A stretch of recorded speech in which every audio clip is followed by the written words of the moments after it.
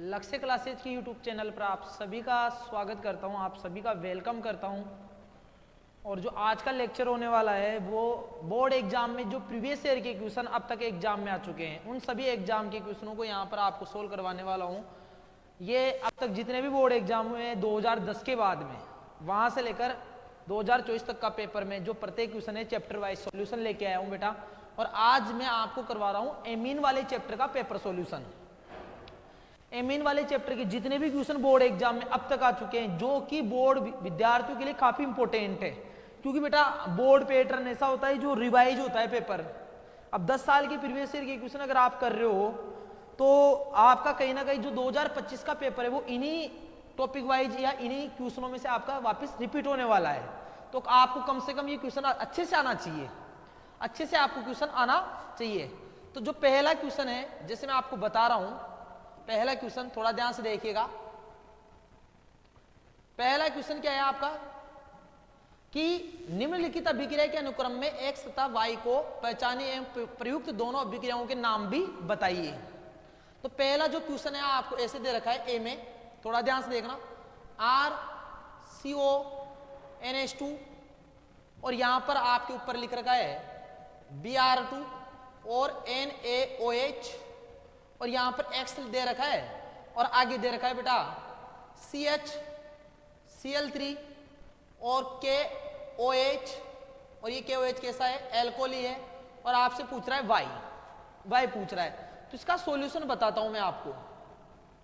बेटा आपको सबको पता होना चाहिए हाफमान ब्रोमाइड निम्नीकरण अभिक्रिया। हाफमान ब्रोमाइड निम्नीकरण अभिक्रिया में एमाइड लिया जाता है, Br2 के साथ रिएक्शन NaOH की उपस्थिति में करवाई जाती है, तो आपका यहां पर एमीन बनता है। तो जैसे आपको यहां पर दे रखा है RC≡ONH2, Br2 के साथ रिएक्शन करा दो। ये सॉल्यूशन बता रहा हूं किसकी प्रेजेंस में, NaOH की प्रेजेंस में। तो यहां पर क्या होगा, एमीन बनेगा। बैलेंसिंग के लिए यहां पर क्या ले लेना बेटा, 4NaOH ले लेना, ये बैलेंस हो जाएगी रिएक्शन। तो आपको जब भी एमीन बनाना हो ना, X पूछ रहा है ना, X तो बहुत सिंपल है, C≡O को गायब कर दो। तो यहां पर क्या बन जाएगा, RNH2, 1 degree aliphatic amine, 1 degree aliphatic amine. और साथ में R आपका यहां पर बाहर निकल जाएगा, एक तो बाहर निकल जाएगा 2NaBr प्लस एक बाहर निकल जाएगा Na2CO3 और बेटा यहां से क्या निकल जाएगा, ये देखो H≡O और यहां पर बाहर निकल जाएगा 2H2O। मतलब X जो आपका X होगा, X क्या होगा, RNH2 होगा। और X में जो अभिक्रिया काम में आ रही है वो अभिक्रिया आपकी आ रही है हाफमान ब्रोमाइड निम्नीकरण अभिक्रिया। हाफमान ब्रोमाइड निम्नीकरण अभिक्रिया, हाफमान ब्रोमाइड निम्नीकरण अभिक्रिया यहां पर काम में आ रही है। तो हाफमान ब्रोमाइड निम्नीकरण अभिक्रिया क्या होती है कि जब एमाइड की क्रिया Br2 और NaOH के साथ थोड़ा सा गर्म करते हैं, के साथ इसको गर्म किया जाता है एमाइड को, तो C≡O को गायब कर दो और आपको 1 डिग्री एलिफेटिक एमीन प्राप्त हो जाते हैं। इस रिएक्शन को कहा जाता है हाफमान ब्रोमाइड निम्नीकरण अभिक्रिया। आगे क्या कह रहा है वो कि जो X बन रहा है, X की क्रिया किसके साथ करा दो, CHCl3 मतलब क्लोरोफॉर्म के साथ में, किसकी प्रेजेंस में, KOH की प्रेजेंस में और एल्कोहलिक KOH की प्रेजेंस में करा दो बेटा। तो जब 1 डिग्री एमीन की क्रिया क्लोरोफॉर्म के साथ एल्कोहलिक KOH की उपस्थिति में करवाई जाती है तो इस रिएक्शन को कहा जाता है बेटा आइसोसाइनाइड परीक्षण, या इसको कहा जाता है बेटा हाफमान कार्बिल एमीन अभिक्रिया। तो एमीन की क्रिया Y पूछ रहा है ना X के साथ, फिर CHCl3 KOH के साथ रिएक्शन कराओ Y, तो Y क्या बनेगा, रिएक्शन होगी यहां पर, वापस इसको गर्म कर दो बेटा। तो यहां से K और Cl3 ये यहां पर ले लेना बेटा, 3KOH ले लेना, तो बाहर क्या निकल जाएगा, 3KCl बाहर निकल जाएगा और आपका क्या बन जाएगा, यहां पर कार्बिन बन जाएगा। कैसे कि सर RNH2 CHCl3 प्लस ये बन रहा है आपका 3KOH बन रहा है, तो R के साथ में ये H भी बाहर निकल जाएगा, एक तो 3KCl बाहर निकल गया और एक बाहर निकल जाएगा 3H2O बाहर निकल जाएगा, N के साथ C आ जाएगा और आपका बन जाएगा RNC। इसको बोला जाता है आइसोसाइनाइड, इसको बोलो एल्किल आइसोसाइनाइड, या आपका बन जाएगा आपका एल्किल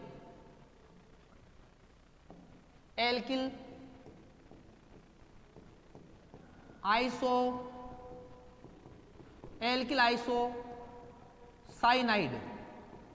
और ये रिएक्शन कहलाती है बेटा, दूसरी जो रिएक्शन है ये कहलाएगी आपकी हाफमान कार्बिल एमीन अभिक्रिया। हाफमान कार्बिल एमीन अभिक्रिया कहलाती है। तो जो पहला क्वेश्चन था वो आपका क्या पूछ रहा है कि x का नाम बताओ, तो x तो आपका क्या बन जाएगा RNH2 होगा x तो, और y क्या होगा RNC होगा। यहां पर तो जो रिएक्शन होगी वो हाफमान ब्रोमाइड निम्नीकरण अभिक्रिया होगी, जिसमें एमाइड से 1 डिग्री एलिफेटिक एमीन प्राप्त होते हैं। और एलिफेटिक एमीन की क्रिया अगर क्लोरोफॉर्म और KOH के साथ कराते हैं तो आपकी कार्बिन एमीन मतलब आइसोसाइनाइड बनते हैं, Y बन गए, और ये रिएक्शन कहलाएगी हाफमान कार्बिन एमीन अभिक्रिया। नेक्स्ट क्वेश्चन पे चलते हैं बेटा। नेक्स्ट क्वेश्चन क्या कह रहा है कि एल्केन एमीन और अमोनिया से, एल्केन एमीन अमोनिया से प्रबल सारे कारण दीजिए। सेकंड क्वेश्चन देखो इसमें क्या पूछ रहा है वो। सेकंड क्वेश्चन आपसे ही कह रहा है एल्केन एमीन अमोनिया से प्रबल सार है। एल्केन एमीन अमोनिया से प्रबल सार है,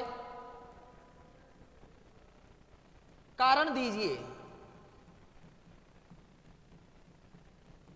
कारण दीजिए। तो आपको बता रहा हूं इसका सॉल्यूशन कैसे करना है बेटा। इसका जो सॉल्यूशन है उसको समझाने के लिए आपको समझाता हूं। एल्केन एमीन लेता हूं RNH2। अगर इस एल्केन एमीन को मैं अगर वाटर में मिलाता हूं, या इसका एल्केन एमीन को किसके साथ HX के साथ क्रिया करवाता हूं या वाटर के साथ क्रिया करवाता हूं, HX के साथ क्रिया कराता हूं, तो ये बन जाता है आपका R, H पे प्लस X पे माइनस, यहां होते हैं लोन पेयर, तो ये लोन पेयर इसको दान कर देता है बेटा। और यहां पर बन जाता है RNH3 और नाइट्रोजन में प्लस चार्ज दे जाता है, एक तो बन जाता है RNH3 प्लस और एक बन जाएगा आपका यहां पर बन जाएगा X माइनस। ये X माइनस आपका बन गया। अब इसने लोन पेयर दान किया तो इसलिए ये सार है, और सार का जो ऋण आयन होता है उसको कहा जाता है सयुग्मी अम्ल। सयुग्मी अम्ल। और एक ले रहा हूं मैं अमोनिया NH3, उसकी क्रिया भी किसके साथ कराई HX पे, ये प्लस माइनस, इसके यहां पर भी लोन पेयर होते हैं, ये दान कर देगा बिल्कुल। और यहां पर क्या बन जाएगा आपका NH4 प्लस और ये बेटा आपका X माइनस। ये भी सार है होने में, तो क्योंकि इसने भी H प्लस को लोन पेयर दान किया है। और सार का जो धनायन होता है उसको कहा जाता है सयुग्मी अम्ल। अब आपको कारण बताता हूं मैं सारा का सारा। जो सारीय प्रवृत्ति होती है ना, सारीय प्रवृत्ति कहीं ना कहीं सयुग्मी अम्ल के स्थायित्व के समानुपाती होती है। सारीय प्रवृत्ति सयुग्मी अम्ल के स्थायित्व के समानुपाती होती है। और सयुग्मी अम्ल का जो स्थायित्व होता है वो कहीं ना कहीं आवेश पर निर्भर करता है। अगर बेटा आप आवेश को बढ़ाते हो, अगर आप यहां पर मैं आपको बोलूं आवेश के व्युत्क्रमानुपाती होती है, मतलब आवेश बढ़ता है तो आपके कॉन्जुगेट जो एसिड होता है, कॉन्जुगेट एसिड का स्थायित्व, सयुग्मी अम्ल का स्थायित्व घटता है। और अगर आवेश घटता है तो इसका स्थायित्व बढ़ता है।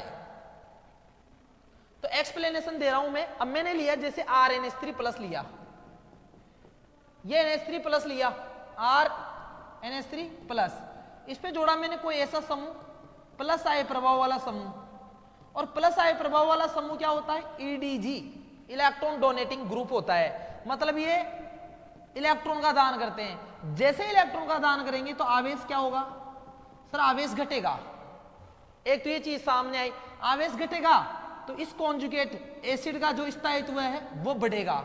अगर कॉन्जुगेट एसिड का स्थायित्व बढ़ता है तो बेटा जो बेसिक नेचर होता है, सारी प्रवृत्ति बेसिक नेचर है वो भी बढ़ेगी। इसका मतलब तो ये हुआ कि सर जो सारी प्रवृत्ति होती है वो किसके समानुपाती हुई सर, वो प्लस आय के भी समानुपाती हुई।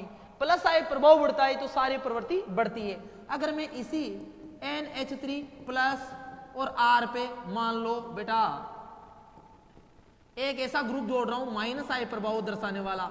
माइनस आई प्रभाव दर्शाने वाला क्या करता है, इलेक्ट्रॉन को खींचता है। अब इलेक्ट्रॉन को खींचेगा तो मतलब आवेश प्लस है पहले से उसके ऊपर, तो भाई उसके ऊपर तो पहले से प्लस है और इलेक्ट्रॉन खींच रहा है, मतलब सर आवेश यहां पर इलेक्ट्रॉन दे रहा है तो आवेश बढ़ रहा है, बिल्कुल आवेश बढ़ रहा है। इलेक्ट्रॉन और दे रहा है, ले इलेक्ट्रॉन और ले, सॉरी मैंने थोड़ा सा बेटा ध्यान से देखिएगा। अगर आवेश देंगे मतलब इलेक्ट्रॉन देंगे तो आवेश घट रहा है, इलेक्ट्रॉन देंगे तो आवेश घट रहा है, क्योंकि उसके ऊपर प्लस है, उसको इलेक्ट्रॉन मिल रहे हैं तो आवेश घट रहा है। और आवेश घट रहा है तो कॉन्जुगेट एसिड का स्थायित्व बढ़ रहा है, मतलब बेसिक नेचर। आवेश थोड़ा सा बेटा ध्यान से देखने का थोड़ा सा मैं आपको दोबारा समझाता हूँ, यहाँ पर कॉन्सेप्ट में उलझ गए चीजों में। यहाँ तो क्या कर रहे हैं वो ईडीजी ग्रुप है और ये ईडब्ल्यूजी है, बिल्कुल मैं आपको समझा देता हूँ। ये आवेश इलेक्ट्रॉन दे रहे हैं, अब इलेक्ट्रॉन दे रहे हैं तो उसकी भूख को कम कर रहे हैं, मतलब यहां से आवेश को घटा रहे हैं, और आवेश को घटा रहे हैं तो संयुग्मी अम्ल का स्थायित्व बढ़ रहा है और सारी प्रवृत्ति भी बढ़ रही है, तो प्लस आई तो सारी प्रवृत्ति बढ़ाते हैं। अभी इलेक्ट्रॉन खींच रहे हैं तो और भूखे से इलेक्ट्रॉन खींचेंगे तो प्लस आवेश और बढ़ेगा, मतलब आवेश इसका बढ़ रहा है तो कॉन्जुगेट एसिड का जो स्थायित्व है घट रहा है, मतलब बेटा जो सारी प्रवृत्ति होती है वो घट रही है। इसका मतलब होगा कि जो माइनस आई प्रभाव होता है, माइनस आई प्रभाव वो व्युत्क्रमानुपाती होता है सारी प्रवृत्ति के। तो आप क्या कारण दोगे, अब मैं आपको समझाता हूं कॉन्सेप्ट, तो चीजें समझ में आई होगी कि सारी प्रवृत्ति संयुग्मी अम्ल के स्थायित्व के ऊपर निर्भर करती है। संयुग्मी अम्ल का स्थायित्व आवेश के ऊपर निर्भर करता है, आवेश बढ़ता है तो स्थायित्व घटता है, और आवेश घटता है तो स्थायित्व बढ़ता है। प्लस आय प्रभाव संयुग्मी अम्ल के स्थायित्व को बढ़ाता है, अर्थात सारी प्रवृत्ति भी बढ़ती है। और माइनस आय प्रभाव इलेक्ट्रॉन खींचेगा बेटा, ईडब्ल्यूजी होता है वो इलेक्ट्रॉन खींचने वाला, तो संयुग्मी अम्ल से इलेक्ट्रॉन खींचेगा, उसके ऊपर पहले से प्लस को और बढ़ा रहा है, मतलब आवेश को बढ़ा रहा है, तो माइनस आय प्रभाव उसके स्थायित्व को घटा रहा है, संयुग्मी अम्ल के स्थायित्व को। और बेटा आपकी जो सारे प्रवृत्ति होती है उसको भी घटा रहा है। पर क्वेश्चन मेरा क्या है कि एल्केन एमीन अमोनिया से प्रबल सारे कारण दीजिए। अब इसका परफेक्ट आंसर आप क्या लिखोगे, ऐसे लिखना आंसर बेटा पूरा का पूरा एकदम परफेक्ट बताऊंगा, एकदम बोर्ड में क्या कैसे लिखना होता है कि एल्केन एमीन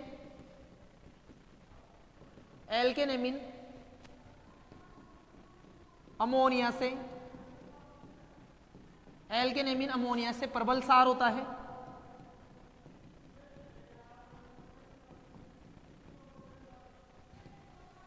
इसका कारण यह है कि एल्केन एमीन में नाइट्रोजन परमाणु पर प्लस आई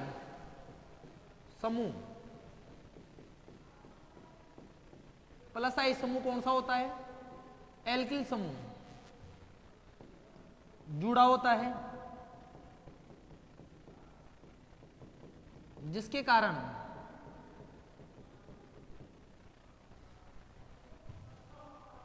नाइट्रोजन परमाणु पर एकाकी इलेक्ट्रॉन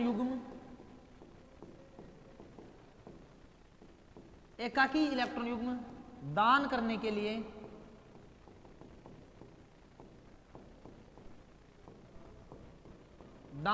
लिए उपलब्ध रहते हैं।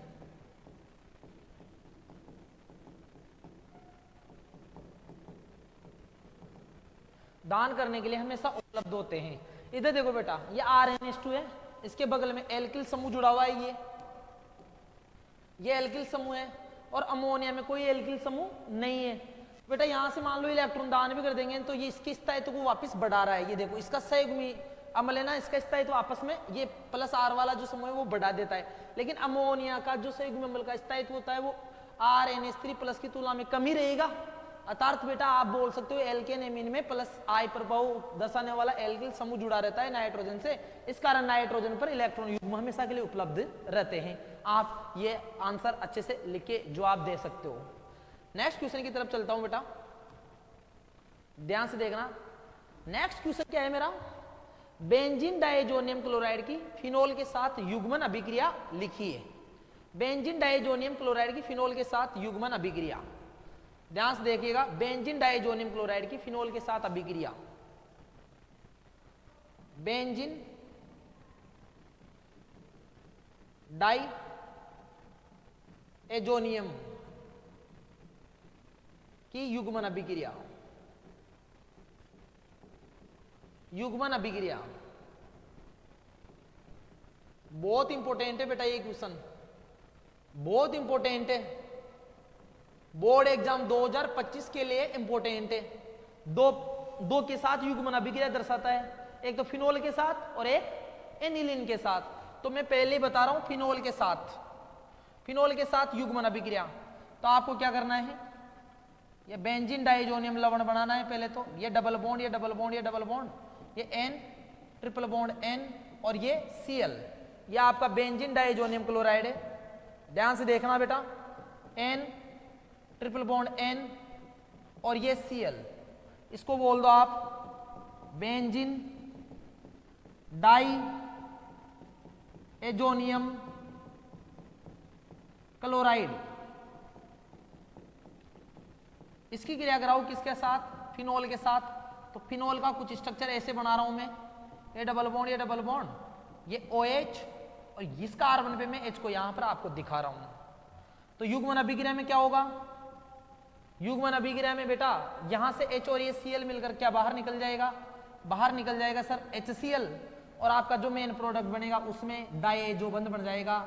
थोड़ा ध्यान से देखिएगा, ये डबल बॉन्ड, ये डबल बॉन्ड, यहां से डबल बॉन्ड हटा दो और ये डाई एजो बंद बन जाएगा, एन डबल बॉन्ड एन, और ये H निकल ही गया, यहां से आपका फिनोल जुड़ जाएगा। ये डबल बॉन्ड, ये डबल बॉन्ड और ये डबल बॉन्ड और ये OH यहां पर जुड़ जाएगा। इसको बोलो आप बेटा, ये पैरा स्थिति पे हाइड्रोक्सी है, तो इसका अगर नाम पूछ रहे आपसे तो क्या बताओगे कि sir para hydroxy, para hydroxy, और बेटा इसको एजो बंद बोला जाता है, तो एजो, और बेटा ये बेंजीन बना para hydroxy azo benzene, para hydroxy azo benzene बन गया। और ये जो होता है आपका, ये बेटा नारंगी रंजक होता है। कौन सा रंजक होता है, नारंगी रंजक होता है, इसका जो कलर होता है वो नारंगी होता है। और ये पैरा हाइड्रोक्सी एजो बेंजीन बनता है जब आप किसके साथ रिएक्शन कराते हो, आप इसकी रिएक्शन कराते हो फिनोल के साथ। आपको दूसरी रिएक्शन भी समझा देता हूं बेटा, यहां पर ध्यान से देखना, पूरी स्ट्रक्चर बना के दोबारा बता रहा हूं। ये देखो ध्यान से, ये डबल बॉन्ड, ये डबल बॉन्ड, ये एन, ये ट्रिपल बॉन्ड एन और ये Cl। अब कराऊंगा बेटा एनिलीन के साथ। ये वाली तो थी, ये वाली थी benzene, benzene diazonium chloride, benzene diazonium chloride. BDC की क्रिया किसके साथ, फिनोल के साथ थी, ये तो फिनोल के साथ थी। तो फिनोल के साथ कराने पर बेंजीन डाइजोनियम क्लोराइड की क्रिया फिनोल के साथ कराने पर क्या बनता है, para hydroxy, para hydroxy, para hydroxy azo benzene बनता है, जो कि नारंगी रंग का व्यंजक होता है। अब वापस रिएक्शन कराता हूं, एक और समझाता हूं बेटा आपको। जो बेंजीन, ये बहुत इंपॉर्टेंट है इस बार के लिए, benzene diazonium, benzene diazonium chloride की क्रिया, बेंजीन डाइएजोनियम क्लोराइड की क्रिया एनिलीन के साथ,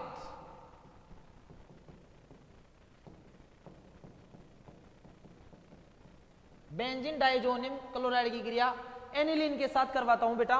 तो ये मैंने वापस क्या बनाया, थोड़ा ध्यान से देखना, ये डबल बॉन्ड, ये डबल बॉन्ड, ये डबल बॉन्ड, यहां पर ये एन ट्रिपल बॉन्ड एन, ये Cl, ये आपका बेंजीन डाइएजोनियम क्लोराइड है। एनिलीन का स्ट्रक्चर कुछ इस प्रकार बना रहा हूं मैं। ये NH2, ये डबल बॉन्ड यहां नहीं रहेगा, यहां डबल बॉन्ड यहां नहीं रहेगा, ये डबल बॉन्ड, और यहां पर भी H ले रहा हूं मैं, इसको बोल रहा हूं एनिलीन। ये एनिलीन है, इसकी रिएक्शन कराएं तो वापस बाहर क्या निकल जाएगा सर, H और Cl मिलकर HCl निकल गया और आपस में ये जुड़ जाएंगे कुछ इस प्रकार। ये डबल बॉन्ड, ये डबल बॉन्ड, और आपका यहां पर डबल बॉन्ड, और यहां पर डाई जो बंद बन जाएगा N डबल बॉन्ड N, और यहां से H निकल ही गया और फिर ये जुड़ जाएंगे आपस में इस प्रकार। ये डबल बॉन्ड, यहां डबल बॉन्ड, और यहां पर डबल बॉन्ड, और यह रहेगा यहां पर NH2। इसको क्या बोलोगे आप? इसको बोलना बेटा पेरा पे एमिनो है, एजो बेंजीन, पेरा एमिनो एजो बेंजीन है, और ये आपका पीला रंजक है। पीला रंजक मतलब इसका कलर कौन सा है बेटा? पीला है। कौन सा कलर है भाई? पीला है। तो ये एनिलीन के साथ थी और वो फिनोल के साथ थी, दोनों को आपको अच्छे से समझना है, याद करना है। तो ये बेटा क्वेश्चन आपका खत्म हो चुका है। नेक्स्ट क्वेश्चन पे चलता हूं मैं। तो ये वाला क्वेश्चन आपको करा दिया, इसके बाद में ये वाला हो गया, ये कंप्लीट, ये भी कंप्लीट है, ये युग्मन अभिक्रिया में दोनों बता दी मैंने। अब क्या है? एलिफेटिक एवं एरोमेटिक एमिनो की नाइट्रस अम्ल के साथ अभिक्रिया लिखिए। एलिफेटिक एमीन की भी रिएक्शन बतानी है और एरोमेटिक एमीन की भी नाइट्रस अम्ल के साथ रिएक्शन बनानी है आपको। तो ध्यान से देखना बेटा, ये यहां पर मैं आपको बताता हूं। Next question, question number 4, question number 4 ध्यान से देखना बेटा।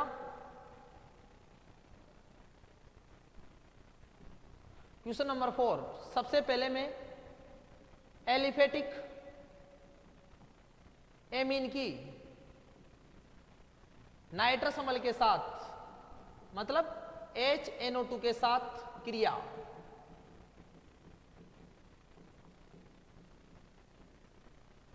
तो एलिफेटिक एमीन होते हैं,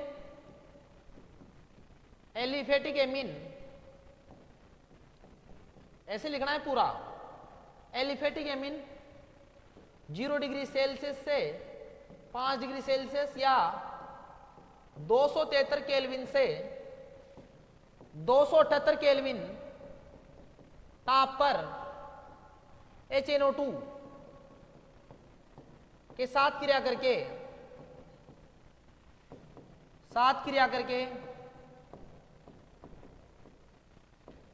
करके एल्किल डाइएजोनियम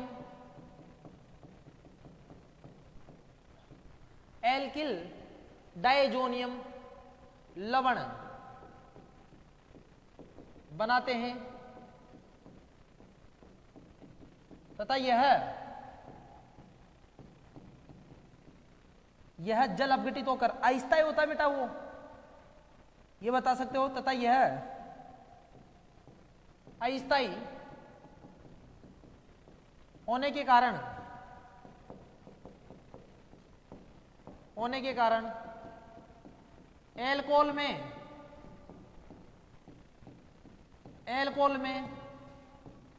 जल अपघटित हो जाता है। एल्कोहल में जल अपघटित हो जाता है, एल्कोहल में जल अपघटित हो जाता है। तो रिएक्शन बताता हूं, ये RNH2, यह आपका 1 डिग्री एलिफेटिक एमीन है,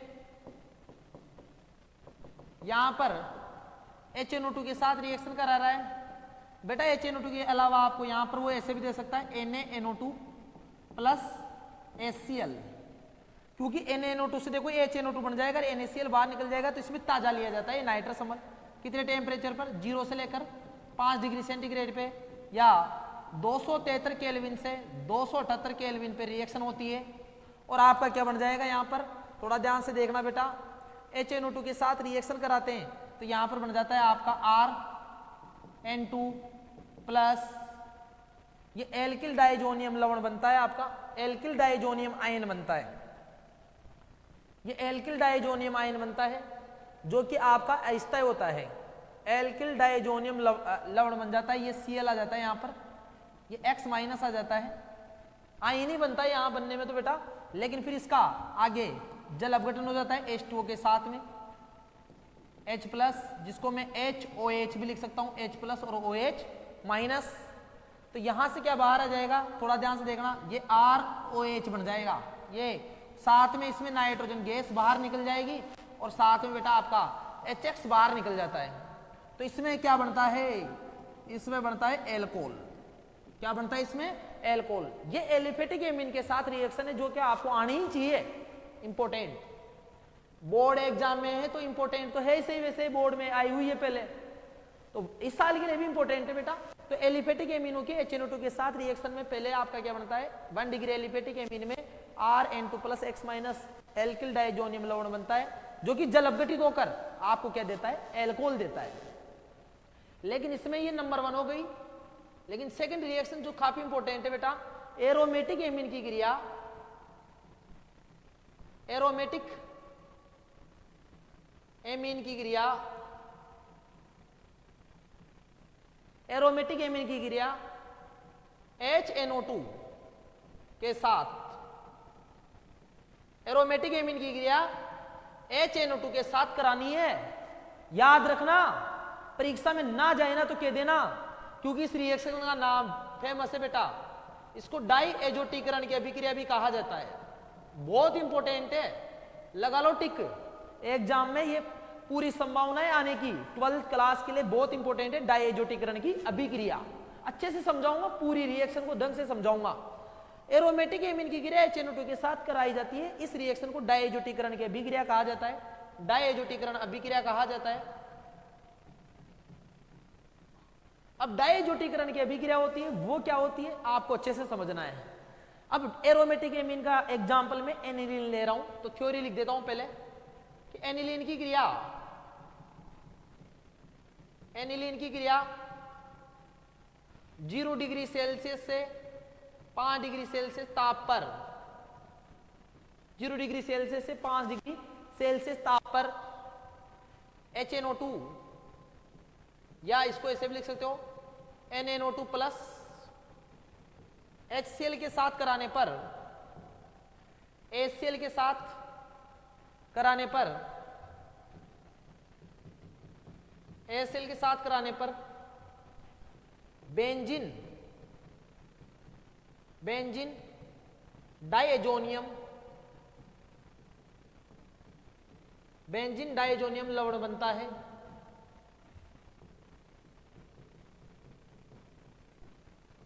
जो कि अनुनाद के कारण,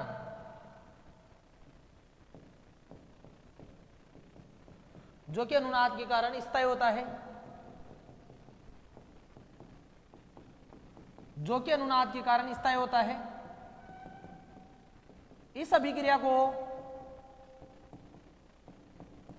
इस अभिक्रिया को डाइएजोटीकरण की अभिक्रिया कहा जाता है। इस अभिक्रिया को डाइएजोटीकरण की अभिक्रिया कहा जाता है।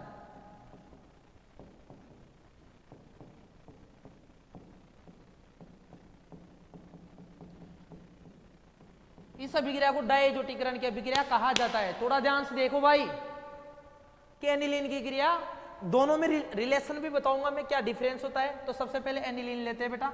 एनिलीन आपका क्या होता है कि सर इस प्रकार का कंपाउंड होता है, उसको एनिलीन कहा जाता है। ये एनिलीन होता है, एनिलीन। इसकी रिएक्शन करा दो HNO2 के साथ में, किसकी प्रेजेंस में, मतलब या तो इसको NNO2 प्लस HCl भी लिख सकते हो, 0 डिग्री से 5 डिग्री सेल्सियस या 273 केल्विन से 278 केल्विन, 273 केल्विन से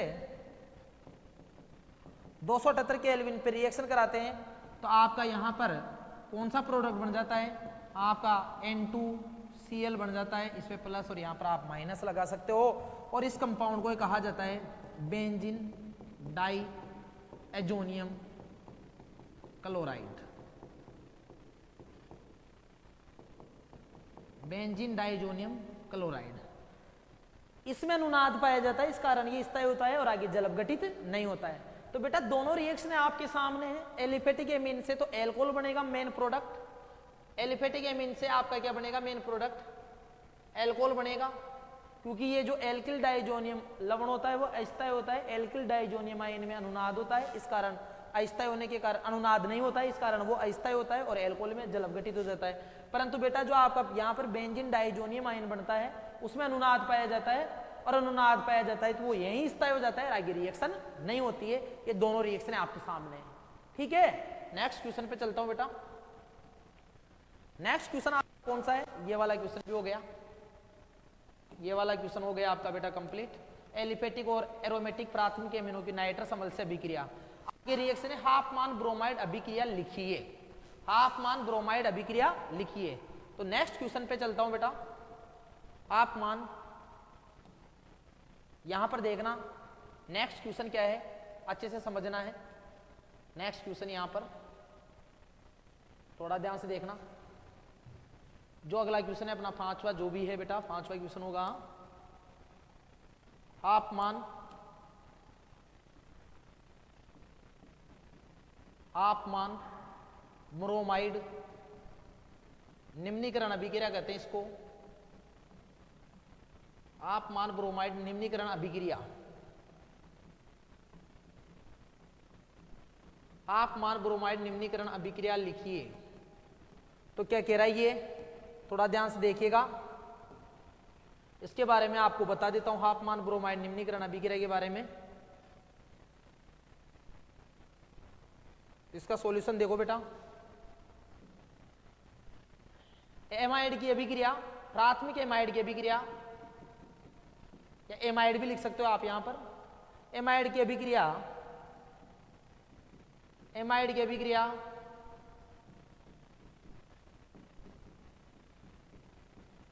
Br2 तथा NaOH, यहां पर KOH भी चल जाता है, NaOH या KOH की उपस्थिति में गर्म करने पर पूरी थ्योरी लिख रहा हूं बेटा एक एक क्वेश्चन की, गर्म करने पर एक कम कार्बन का एलिफेटिक प्राथमिक एमीन प्राप्त होता है, एलिफेटिक प्राथमिक एमीन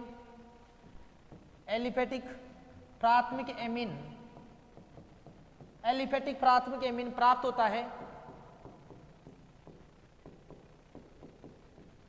एलिफेटिक प्राथमिक एमीन प्राप्त होता है। इस अभिक्रिया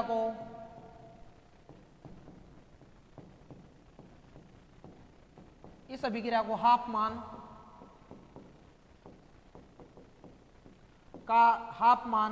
ब्रोमाइड निम्नीकरण अभिक्रिया कहा जाता है। इस अभिक्रिया को हाफमान ब्रोमाइड निम्नीकरण अभिक्रिया कहा जाता है।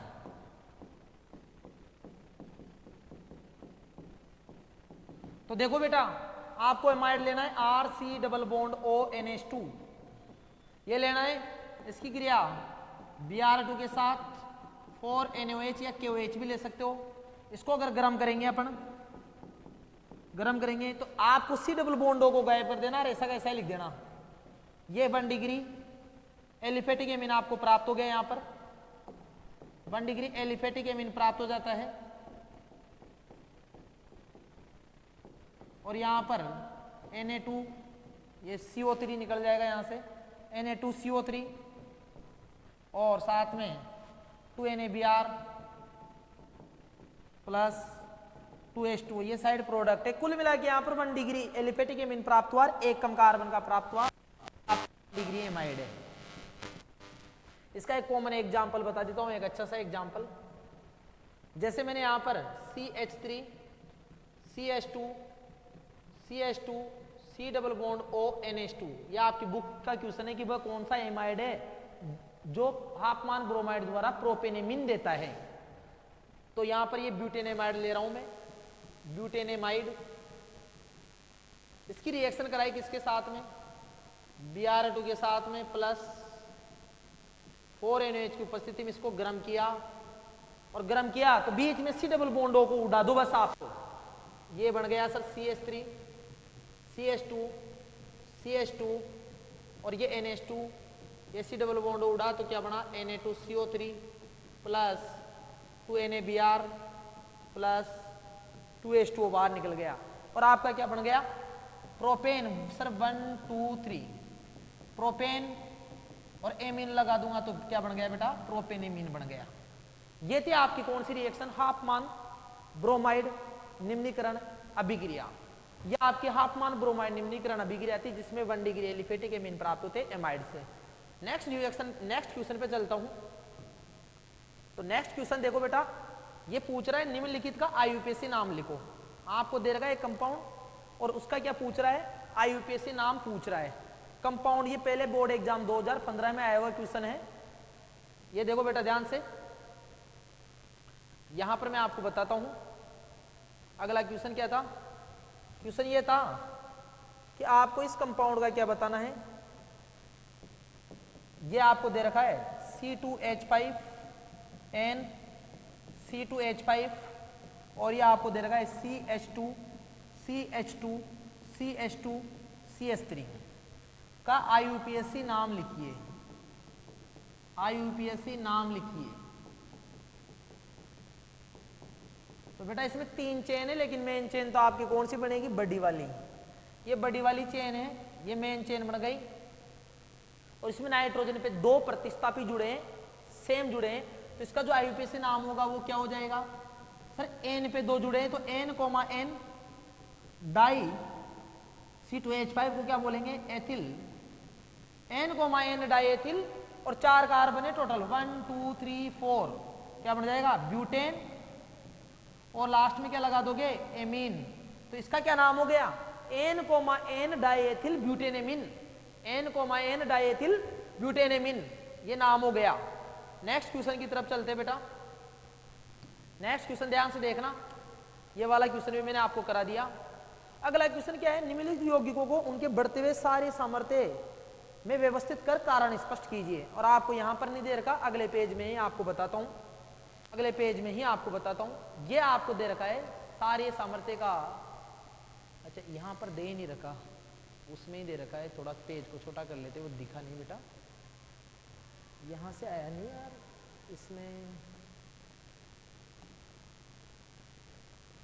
इसमें नहीं दे रखा, नहीं दे रखा यहां पर, लेकिन फिर भी मैं आपको सारे सामर्थ्य का, अगर यहां क्वेश्चन है वो छूट गया बेटा, यहां पर इधर भी नहीं दे रखा, सारे सामर्थ्य का क्वेश्चन यहां पर भी नहीं दे रखा, लेकिन मैं सारे सामर्थ्यों को आपको समझा देता हूं, पूरी सारे सामर्थ्य को अच्छे से समझाऊंगा, एक भी क्वेश्चन बाहर से नहीं जाने दूंगा, आपको मैं खुद ही बता रहा हूं। एमिनो की सारे सामर्थ्य का पूछ ले क्वेश्चन अगर आपसे, तो क्या करना है, एल्किल एमिनो को सारे सामर्थ्य का क्रम, अगर आपको ये क्वेश्चन मुझे पता है वहां पर कौन सा क्वेश्चन दिया हुआ था, आपसे पूछ ले तो क्या करना है, क्वेश्चन नंबर 6 था वो बेटा, यहां से पूछ ले एल्किल एमिनो की सारे सामर्थ्य, एमिनो की सारे सामर्थ्य,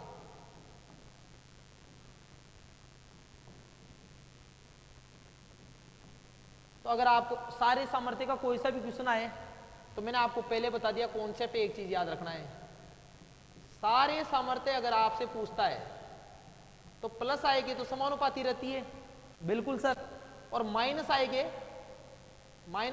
व्युत्क्रमानुपाती रहती है, माइनस आएगी क्या रहती है बेटा, यहां पर ये व्युत्क्रमानुपाती रहेगी, माइनस आएगी व्युत्क्रमानुपाती रहेगी, और ये चीज सर आपने भी थोड़ी देर पहले हमें अच्छे से सिखा दी, बिल्कुल बेटा, आपको सबको अच्छे से सिखाइए कि सारे सामर्थ्य माइनस आएगी तो समान व्युत्क्रमानुपाती, और प्लस आएगी समानुपाती रहती है। अब आपको मैं बताता हूं नंबर 1 कॉन्सेप्ट लगाना है, गैसीय अवस्था में, गैसीय अवस्था में, ये बहुत इंपॉर्टेंट है बेटा, याद रखना, हर चीज इंपॉर्टेंट है, इस बोर्ड पे जो भी चीज आएगी वो इंपॉर्टेंट है। गैसीय अवस्था में एल्किल एमीन, सारी सामर्थ्य का क्रम, एल्किन एमीन का सारी सामर्थ्य का क्रम, पर कौन सी अवस्था में? गैस अवस्था में। याद रखना ये मेन चीज है, गैस अवस्था में। तो प्लस आई के ऊपर डिपेंड करेगी, तो क्या लिखोगे सर? पहले तो RnH2 की रहेगी सबसे कम, फिर इससे ज्यादा हो जाएगी RnH और R की हो जाएगी, और फिर सबसे ज्यादा सर Rn और R की रहेगी। क्यों रहेगी? क्योंकि इसमें 3 एल्किल समूह है, तो 3 एल्किल समूह तो प्लस आई ज्यादा होगा। इसमें 2 एल्किल समूह है तो इसकी तुलना में कम हुआ, और सबसे कम प्लस आई हुआ 1 डिग्री एमीन की। तो ये 1 डिग्री एमीन है, ये 2 डिग्री एमीन है, और ये आपका 3 डिग्री एमीन है। अब आपसे क्वेश्चन भी ऐसे दे देता वो कि CH3NH2 CH3NH CH3 और CH3N CH3 और CH3 और यहां पर CH3, तो सबसे ज्यादा उसकी होगी 3 डिग्री वाले की। पर कौन सी अवस्था होनी चाहिए भाई? गैसीय अवस्था होनी चाहिए। गैसीय अवस्था में ये रहेगा क्रम, लेकिन दूसरी कंडीशन बताता हूं बेटा अब आपको मैं, जलीय अवस्था। जलीय अवस्था में एल्किल एमिनो की सारीय सामर्थ्य का क्रम,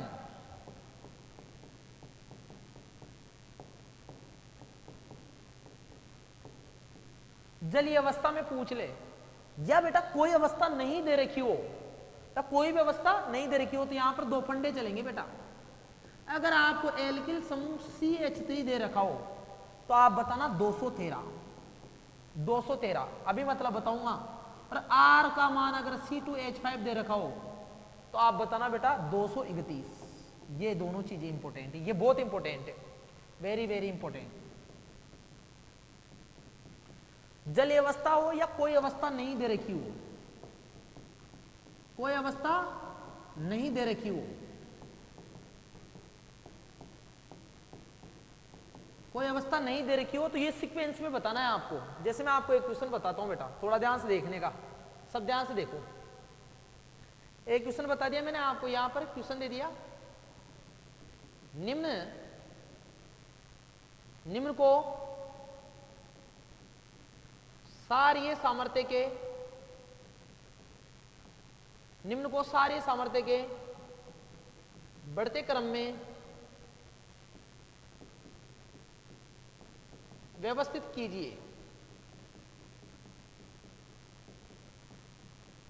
निम्न को सारे सामर्थ्य के बढ़ते क्रम में व्यवस्थित कीजिए। अब आपको कोई अवस्था नहीं दे रखी, गैसे दे देता तो 1 से ज्यादा 2, 2 से ज्यादा 3 होता, लेकिन नहीं दे रखी तो कौन सी अवस्था मानना है? जलीय अवस्था। और आपको दे दिया NH3 CH3NH2 CH3NH CH3 और CH3 का होल थ्राइस N, ये दे दिया। तो R का मान यहां पर CH3 दे रखा है, तो आप क्या बताओगे सर? 213। 2 डिग्री सबसे ज्यादा, फिर 1 डिग्री और सबसे कम 3 डिग्री एमीन, और इन सबसे कम अमोनिया। ये तो आपको फंडा आना चाहिए। कौन सा क्रम पूछ रहे हैं? बढ़ता। बढ़ते में सबसे कम वाला सबसे पहले आएगा, तो सबसे कम किसकी रहेगी? NH3 की। फिर 3 डिग्री आएगा, 3 डिग्री में सर CH3 का होल थ्राइस N। फिर 2 डिग्री आएगा, 2 डिग्री में हो जाएगा बेटा आपका CH3 का होल ट्वाइस NH। और सबसे ज्यादा होगा ना वो, सॉरी यार बेटा 2 डिग्री थोड़ी है, 3 डिग्री के बाद में 1 डिग्री है, तो यहां पर आएगा CH3NH2, और सबसे ज्यादा 2 डिग्री वाला होगा CH3 का होल ट्वाइस NH। ये वेरी इंपॉर्टेंट क्वेश्चन है, गजब का क्वेश्चन है बेटा, शानदार क्वेश्चन है, चमक जाएगा पेपर। इनको करो आप प्रीवियस ईयर के क्वेश्चनों को देखो, लक्ष्य क्लासेज की यूट्यूब चैनल पे जाके हर पेपर मिलेगा आपको। स्टार्ट कर रहा हूं मैं सीरीज को, तो देखना इसको, हर टीचर करेगा धीरे धीरे। जैसे आपके आज से स्टार्ट कर रहे हैं तो अब आपके पेपर आते रहेंगे हर सब्जेक्ट के। बायोलॉजी के तो पहले आ रहे हैं, केमिस्ट्री का स्टार्ट किया है। नेक्स्ट क्वेश्चन देखो, नेक्स्ट क्वेश्चन क्या है? वापिस मैं दे रहा हूं कि निम्न को सारी, ये गैसीय अवस्था लिख देता हूं मैं यहां पर, जैसे गैसीय नहीं जलीय अवस्था लिख देता हूं। निम्न को जलीय अवस्था में सारीय सामर्थ्य के बढ़ते क्रम में व्यवस्थित कीजिए। बढ़ते क्रम में व्यवस्थित कीजिए।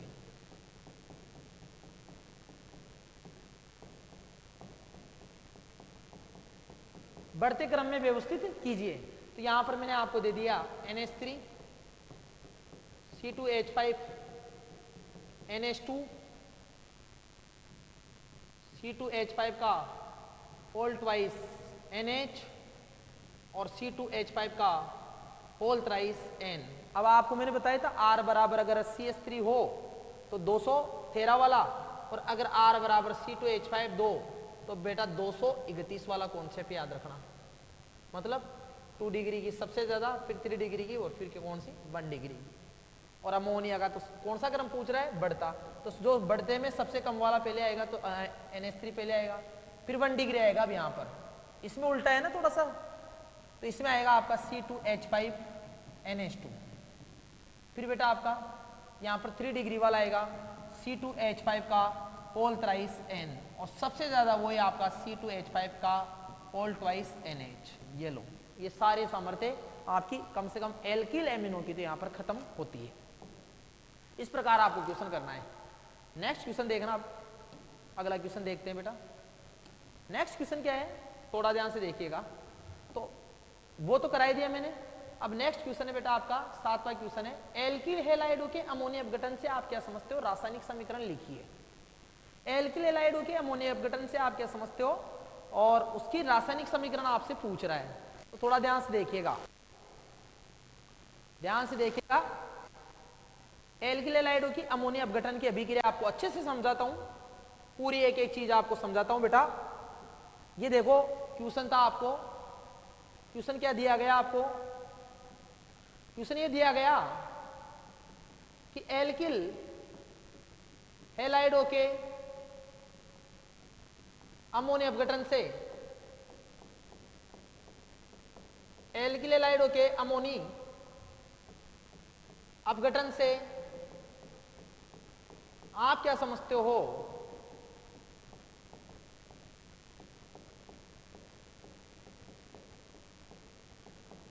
आप क्या समझते हो? एक उदाहरण दीजिए, उदाहरण दीजिए। तो इसका सॉल्यूशन एकदम परफेक्ट तरीके से आपको समझाऊंगा, आपको लिखाऊंगा भी सही। थोड़ा ध्यान से देखिएगा, बस मेरे साथ एनर्जी के साथ जुड़े रहना। हर एक चीज आपको बताता जाऊंगा, और मैं आपके लिए ही आया हूं बेटा यहां पर एक एक क्वेश्चन को समझाने के लिए। एल्किल हैलाइडों के अमोनिया अपघटन से आप क्या समझते हो? एक उदाहरण दीजिए। तो बेटा जब आप क्या करोगे, प्राथमिक, पहले तो अमोनिया अपघटन का मतलब तो मैं बताता हूं। अमोनिया अपघटन शब्द का मतलब क्या होता है? अमोनिया अपघटन का शब्द का मतलब होता है बेटा कि जो आरएक्स का, जो आरएक्स होता है ना, आरएक्स उसका बॉन्ड टूटने की प्रक्रिया कहलाती है अमोनिया अपघटन। तो अगर इसमें देखना, प्राथमिक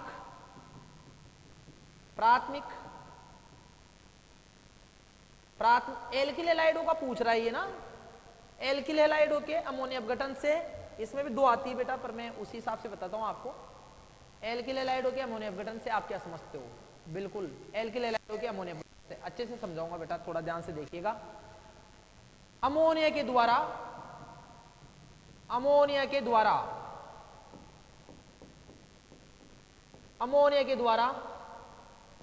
आरएक्स के बंध के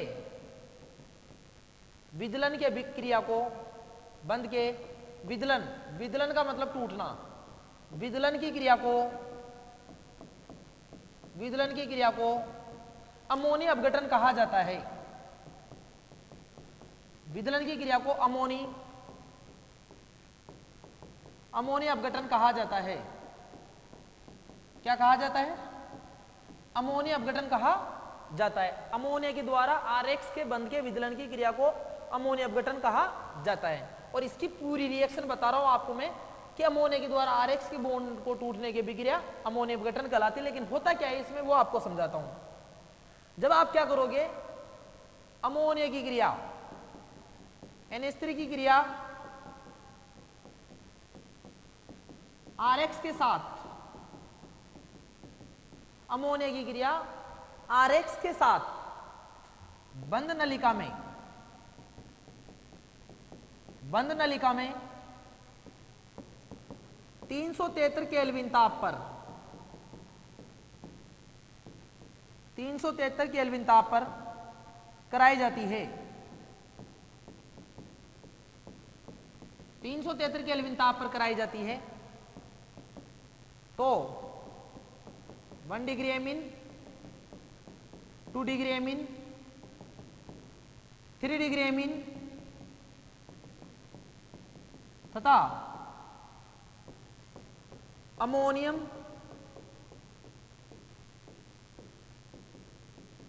चतुष्क लवण का मिश्रण प्राप्त होता है। अमोनियम चतुष्क लवण का मिश्रण प्राप्त होता है। इस अभिक्रिया को अमोनिया अपघटन अभिक्रिया कहा जाता है। इस अभिक्रिया को अमोनिया अपघटन अभिक्रिया कहा जाता है। इस अभिक्रिया को अमोनिया अपघटन अभिक्रिया कहा जाता है। अभी एक स्पेशल चीज भी बता दूंगा मैं आपको, इस रिएक्शन की पढ़ना है और बोर्ड एग्जाम में मिशन 100 है तो 100 लाना है। इस बार बेटा आपके पूरे में से पूरे नंबर आने चाहिए कैसे भी करके। लास्ट टाइम के जैसे नहीं होना चाहिए कि सर आधा नंबर कट गया। लास्ट टाइम बेटा आपके 99 मार्क्स रहे केमिस्ट्री में, 2 बच्चों के, कई कि 98 भी रहे, 97 भी रहे, 94 भी रहे, 95 भी रहे। लेकिन मुझे उस चीज का आज भी दुख है कि आपके 100 मार्क्स क्यों नहीं आए, क्योंकि आपने एक छोटी सी गलती कर दी, वो ऑब्जेक्टिव में की है। तो ऑब्जेक्टिव चीजों पे भी आपको ध्यान देना है। लक्ष्य क्लासेज के विद्यार्थियों को मैं स्पेशली बोलना चाहूंगा। तो बेटा एल्किल हैलाइड की अमोनिया अपघटन की अभिक्रिया क्या होती है उसको मैंने आपको अच्छे से समझा दिया, अच्छे से आपको बता दिया कि अमोनिया के द्वारा RX के बंध के विदलन की जो क्रिया होती है उसको अमोनिया अपघटन कहा जाता है। और NH3 की क्रिया अगर RX के साथ कराते हैं बंद नलिका में मेरे भाइयों 373 केल्विन ताप पर, तो 1 डिग्री एमीन बनेगी, 2 डिग्री एमीन बनेगी, 3 डिग्री एमीन बनेगी और अमोनियम चतुष्क लवण का मिश्रण बनेगा। और बेटा इस अभिक्रिया को ही क्या कहेंगे, अमोनिया अपघटन अभिक्रिया कहेंगे मेरे लाडलो। तो मैं आपको बता देता हूं एक जनरल उदाहरण के साथ में, थोड़ा ध्यान से देखना। मैंने क्या लिया, यहां पर लिया अमोनिया लिया। सबसे पहले अमोनिया की रिएक्शन किसके साथ करा दी, RX के साथ करा दी। और RX का बंध ध्रुवीय बंध होगा, इस पे डेल माइनस, इस पे डेल प्लस आ जाएगा, लोन पेयर इसको दान कर देगा, बिल्कुल सर कर देगा। और यहां पर बाहर क्या निकल जाएगा, H बोलेगा X को, तो बाहर निकल जाएगा बेटा HX और आपका बन जाएगा RNH2। ये बन गया भाई 1 डिग्री एमीन। ये क्या बन गया, 1 डिग्री एमीन। ये नहीं मानेगा क्योंकि यहां पर फिर से लोन पेयर बेटा है नाइट्रोजन पे, तो RX आया। RX बोला कि भैया मेरा तो बॉन्ड फिर से ध्रुवीय है, डेल प्लस डेल माइनस, फिर से लोन पेयर दे देगा और लोन पेयर दे देगा, फिर से HX बाहर निकल जाएगा। HX बाहर निकल जाएगा तो बेटा ये R, ये NH और ये फिर R बन गया। इसको क्या बोलोगे, 2 डिग्री एमीन बोलोगे। ये फिर से क्या आ गया, फिर से लोन पेयर आ गया। ये कहेगा फिर से RX के साथ रिएक्शन करूंगा और RX क्या बोलेगा, RX यू बोलेगा, RX यू बोलेगा। हेलो, हाँ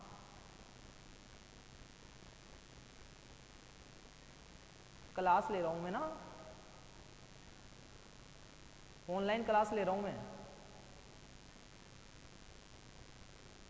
RX के साथ क्रिया कराऊंगा तो ये बॉन्ड टूटेगा, ये डेल माइनस और ये डेल प्लस, तो यहां से क्या बाहर निकल जाएगा, HX बाहर निकल जाएगा और बेटा आपका क्या बन जाएगा R और फिर से बेटा N और फिर ये R और फिर ये R बन जाएगा। यहां पर अभी भी लोन पेयर बचा है, इसको आप क्या बोलोगे, 3 डिग्री एमीन बोलोगे। लेकिन अभी रिएक्शन नहीं रुकेगी। क्यों नहीं रुकेगी, क्योंकि बेटा अभी भी लोन पेयर बेटा है। तो वापस किसके साथ रिएक्शन होगा, RX के साथ होगा। ये डेल माइनस और ये डेल प्लस, तो फिर से क्या बाहर निकल जाएगा, फिर से बेटा अब बाहर नहीं निकलेगा क्योंकि अब हाइड्रोजन नहीं है बाबा, यहाँ पर हाइड्रोजन कहाँ है, तो बाहर नहीं निकलेगा। तो अब क्या करेगा, नाइट्रोजन इसको लोन पेयर देगा, आर को बिल्कुल देगा सर। तो ये आर, ये एन, ये आर और ये आर, तो तीन तो पहले से जुड़े हुए हैं, एक और आर जुड़ जाएगा बेटा। अब की बार नाइट्रोजन ने क्या दिया, अपना लोन पेयर दे दिया, इसलिए इसके ऊपर प्लस आ गया और यहाँ पर एक्स माइनस आ गया। इसको ही बोला जाता है अमोनियम चतुष्क लवण। ये अमोनियम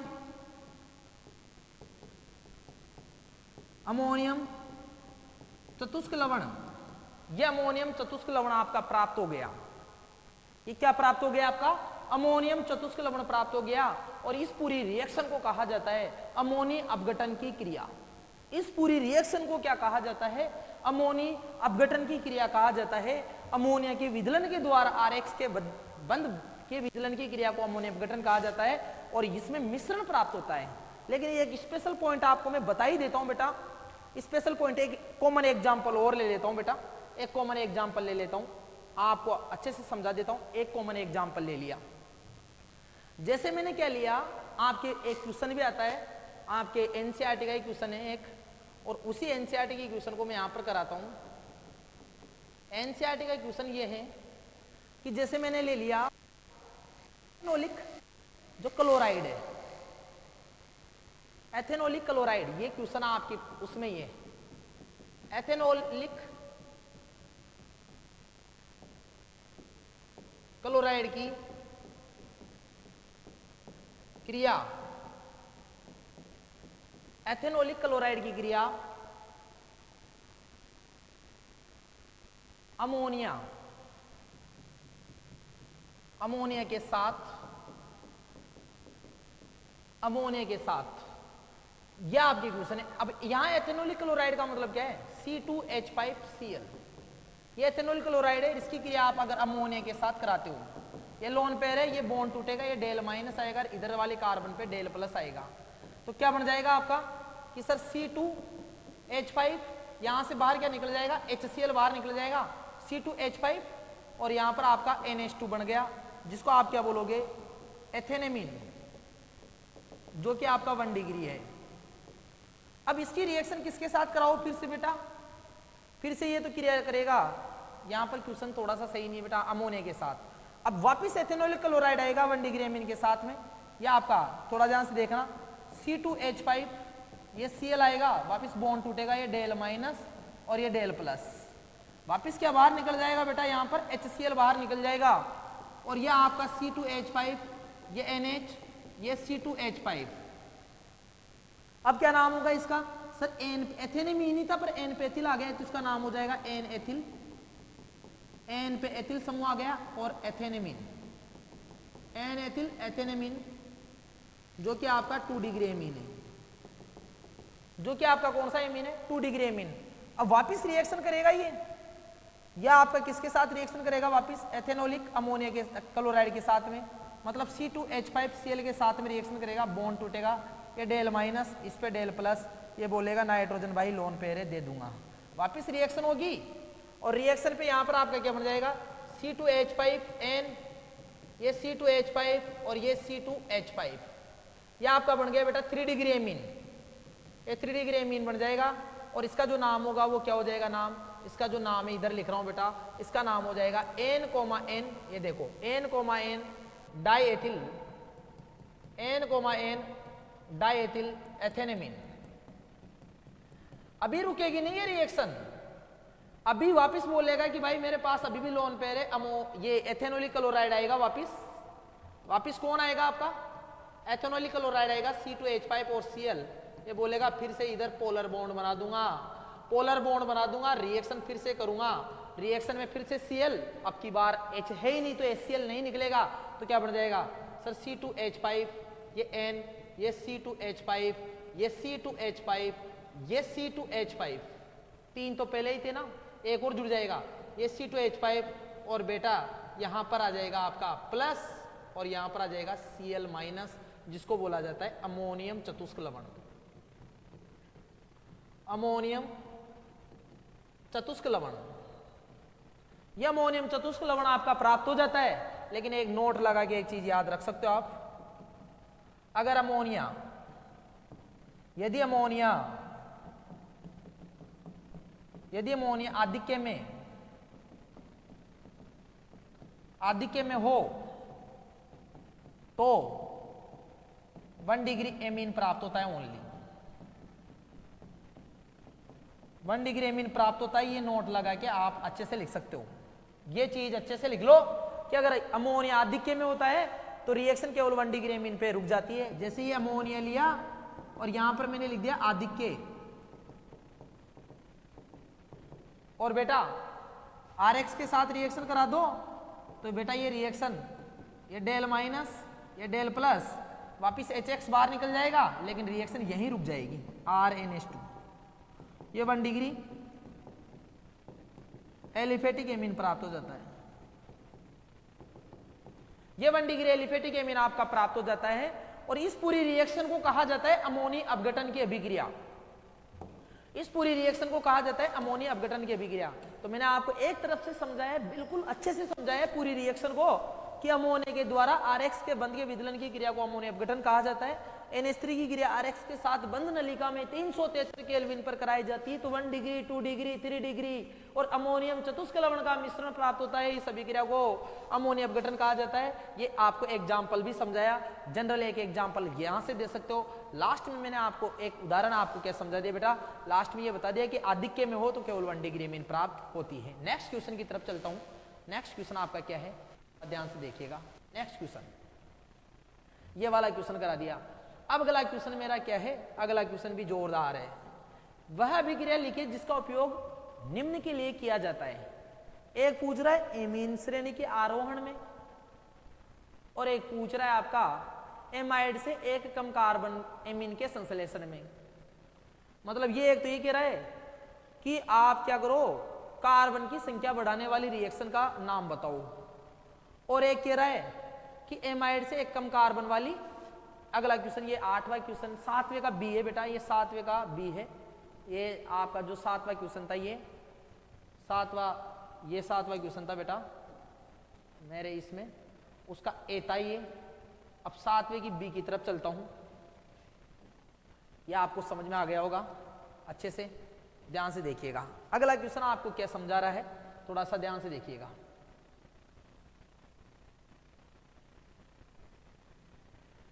ये कह रहा है कि एक ऐसी रिएक्शन बताओ जो एमीन श्रेणी के आरोहण में काम आती हो। वह अभिक्रिया जो एमीन श्रेणी के आरोहण में काम आती है, आरोहण में काम आती है, आरोहण में उपयोग में आती है। तो आपको बताता हूं बेटा, थोड़ा ध्यान से देखिएगा। ये कह रहा है कि एमीन का जो कार्बन है ना, उस एमीन में कार्बन की संख्या बढ़ जानी चाहिए। वो रिएक्शन आप बताओ, एक ऐसी रिएक्शन बताओ जो एमीन के श्रेणी के आरोहण में आपके काम आई। और दूसरा यहां पर पूछ रहा है कि एक कम कार्बन के आपकी एमीन प्राप्त हो। वो रिएक्शन यहां से आपसे पूछ रहा है। तो इसमें तो बेटा आपको मैं बता देता हूं, नाइट्राइल के साथ एमाइड का आप चेन करा दो, अमाइड की अभिक्रिया करा दो नाइट्राइल के साथ। या आपका R C double bond O NH2 है। अगर नाइट्राइल जैसे कार्बन नाइट्राइल ले लो आप, नाइट्राइल क्या होता है, थोड़ा सा ध्यान से देखिएगा बेटा। वह अभिक्रिया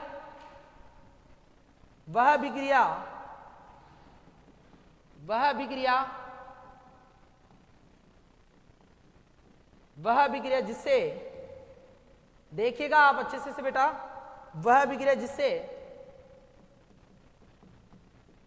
एक कम कार्बन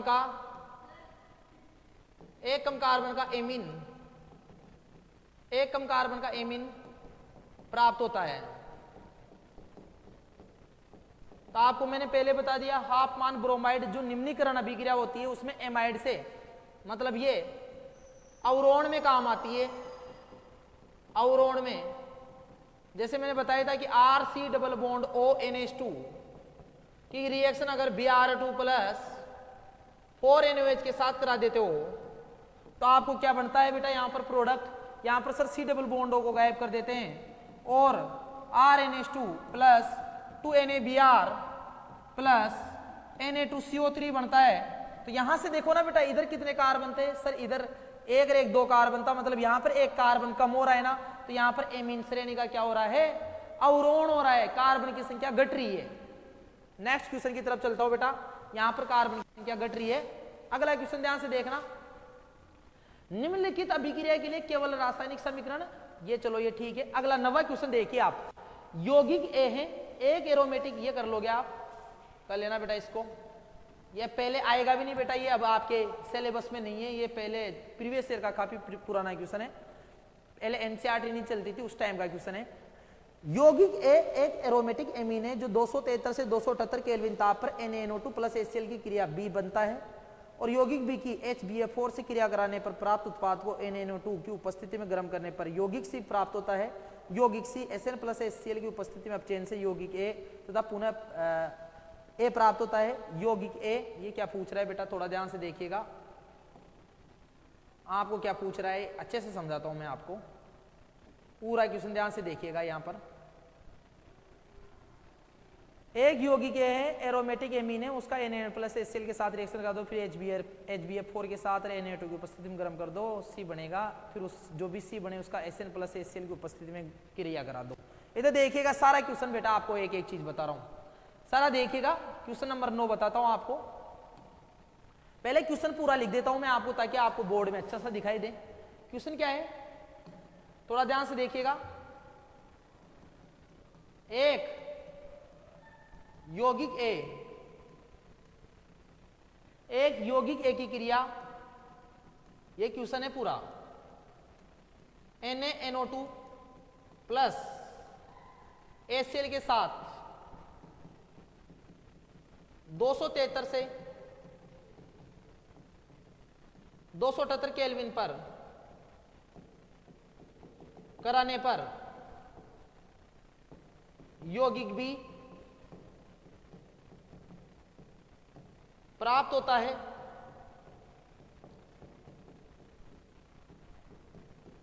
बी की क्रिया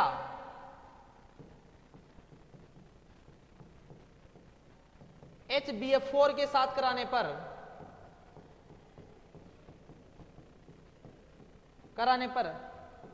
C प्राप्त होता है, C प्राप्त होता है तथा C को NaNO2 के साथ कॉपर चूर्ण की उपस्थिति में गर्म करने पर D प्राप्त होता है। क्या प्राप्त होता है, D प्राप्त होता है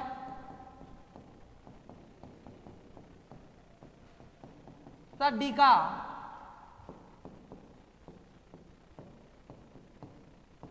पुनः HCN और HCl की उपस्थिति में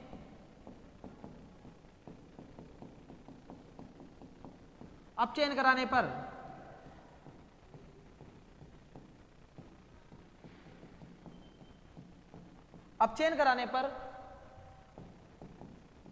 A प्राप्त होता